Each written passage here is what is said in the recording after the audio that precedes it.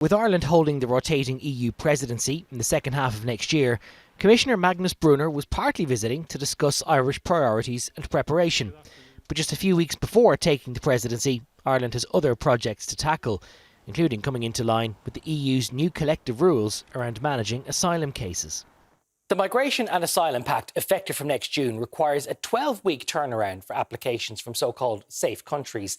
That's a timeline Ireland has struggled to meet. October was the first time all year that claims have been addressed any quicker. But the pact says this timeline should also include any appeals procedure too. And that's where Ireland faces real challenges. 17,000 appeals are currently pending.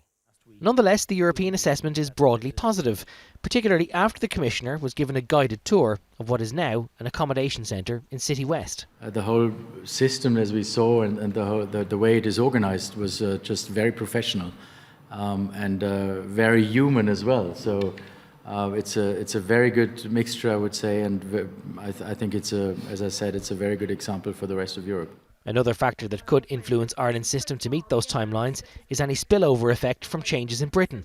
There, the government says it will now only grant asylum for 2.5 years at a time, possibly meaning some claimants coming here as an alternative. I'm conscious no law has been changed yet in the UK, although there has been announcements.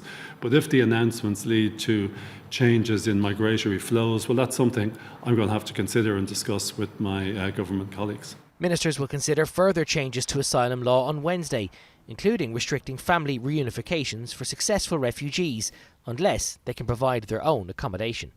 Gavin Riley, Virgin Media News at Government Buildings.